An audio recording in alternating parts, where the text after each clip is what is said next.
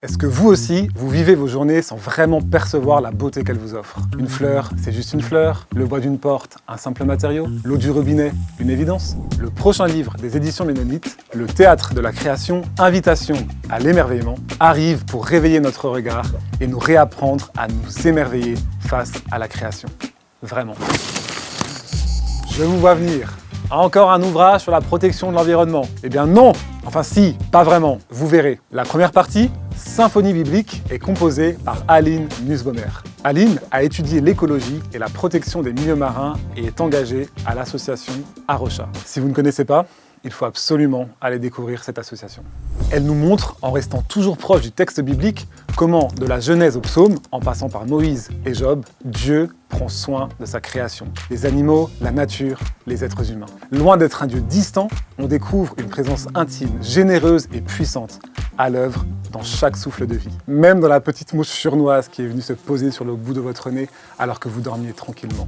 Une méditation biblique profonde et contemplative qui, j'en suis sûr, va vous chambouler et vous donner l'envie de regarder la création et Dieu autrement. Et comme tout mon livre des éditions Ménonites qui se respectent, vous trouverez plein de pistes pratiques et concrètes pour réapprendre à vous émerveiller par la louange et la contemplation. J'en partage une qui a retenu mon attention. Identifiez chez vous les matériaux utilisés dans la fabrication de chaque meuble et objet que vous voyez.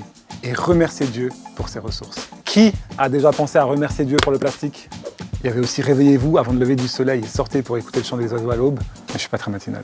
La deuxième partie du livre, Symphonie pastorale, est écrite par Wilfred Kreis. Ancien agriculteur-éleveur, Wilfred nous emporte avec lui à travers des récits inspirés de ses expériences personnelles. Dans les champs, dans une étable, en randonnée dans la montagne et même dans le ciel, vous découvrirez dans ces récits encore bien des raisons de vous émerveiller face à la création. Vous apprécierez le style, disons, romanesque de cette deuxième partie. C'est un de ces jours d'automne languissants, où la clarté naissante et les ténèbres se départagent à grand-peine. Des lambeaux de brume tenaces s'accrochent aux sapins sombres et ruisselants. Vous voyez l'idée? Bref, c'est rafraîchissant, c'est inspirant, c'est la dernière publication des éditions Ménonites, que vous pouvez acheter sur le site des éditions Ménonites ou en librairie chrétienne, pour vous ou votre voisin.